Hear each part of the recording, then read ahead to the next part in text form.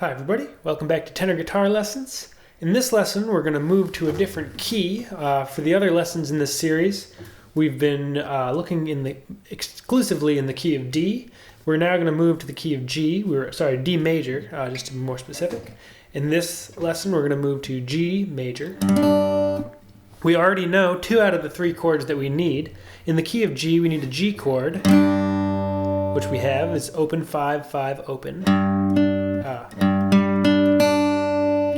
And we need a D chord, which is 7, open, 5, open, which we already have. And the only new chord we need is a C chord, which, here's our G chord, with those 5th frets in the middle. We're going to move them to the lowest string, so it's now 5, 5. And we're going to put our pointer finger on the 3rd fret of the A string. So we have 5 on the G, 5 on the D, 3 on the A string, and an open D string. Again, this is an approximation chord. It's not a sort of music theory perfect chord, but our ear accepts that high drone note to just sort of always be there, and takes the bottom notes and tells us, oh, this sounds like a C chord, even though this high D isn't usually in a C chord. So playing these 3, and you can use the same strumming pattern that we worked on earlier.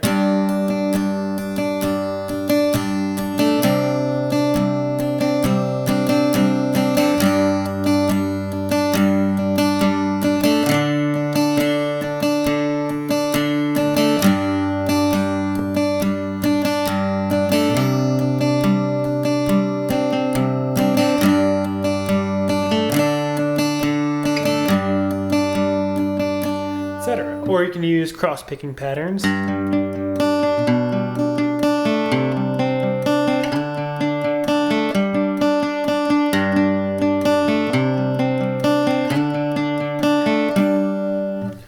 And work with cross-picking patterns and strum patterns, there's an infinite number of possibilities and ways to sort of create these. So just play around, listen to the music that you like to hear, and you try to approximate that sound on the tenor guitar, and play around with it. The more at first it might feel like your hand's just flailing around looking for stuff, looking and not sort of getting a nice pattern, but if you just work with it for a little while, your hand will start to fall into these patterns before you know it.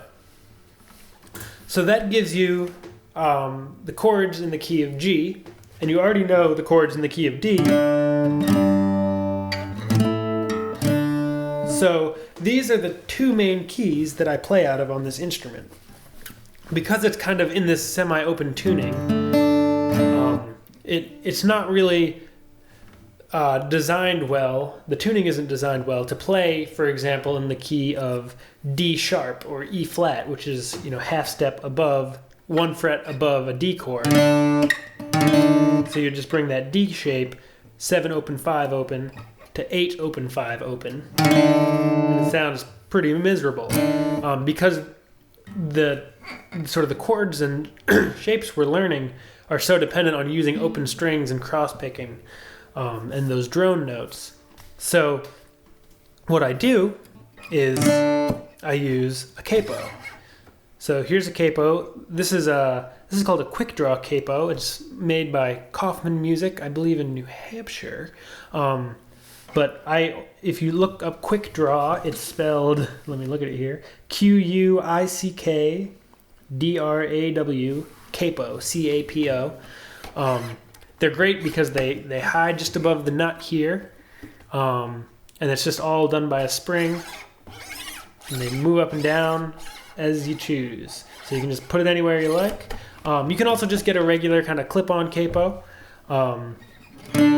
But if you do get this capo, what it is it's actually the banjo capo from Quick Draw capos. So if you order, you can go online and buy them with PayPal. And again, I'm not endorsed by Quick Draw or anything. It's just the right tool that I've found over the years that I like best. So I figure I'd pass on that information.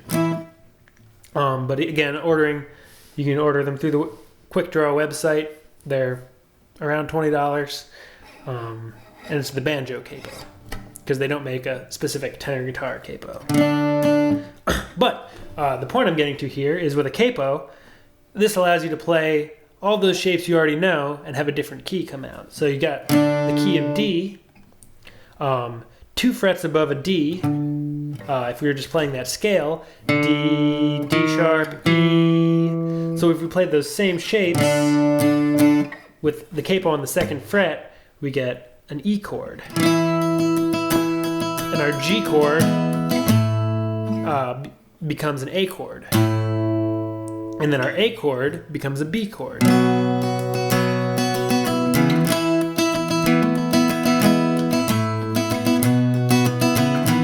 So once you learn these handful of chord shapes and patterns, you can really use them over and over again, just with the capo in different spots.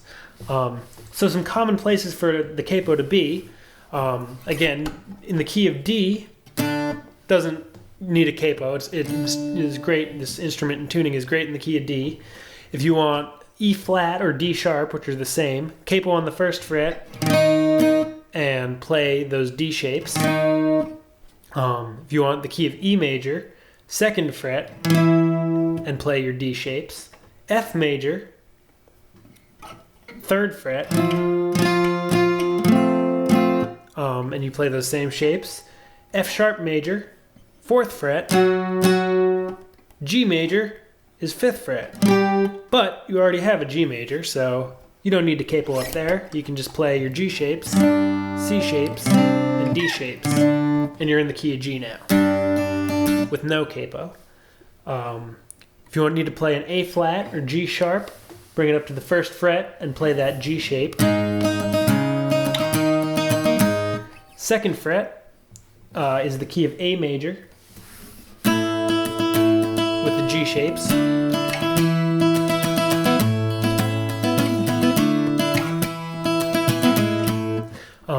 B flat or A sharp is on the 3rd fret playing G shapes.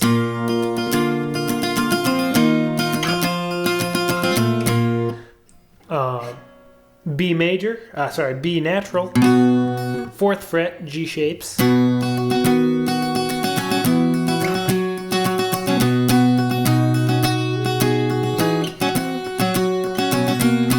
C major, 5th fret G shapes.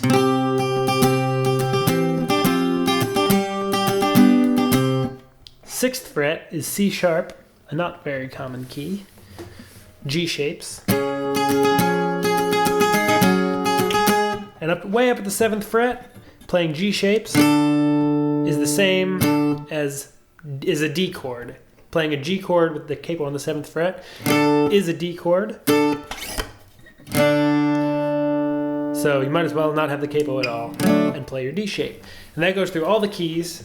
And a lot of those you won't use. A lot of the time in fiddle music, I'm often playing in G or D, sometimes A and E, which is the 2nd fret, sometimes F and B flat, which is the 3rd fret, and occasionally the key is C, which is the 5th fret. Other than that, most of, at least in fiddle music, the other keys are fairly uncommon. And if you need to sing with your, like maybe your voice has a specific range that sounds best, then, you know, put it wherever you need to put it and sing along and have fun. So that's a quick kind of primer on where to put the capo if you want to play in different keys. Hope this helps, and hope to see you again next time over at tenorguitarlessons.com. Thanks very much. Bye-bye.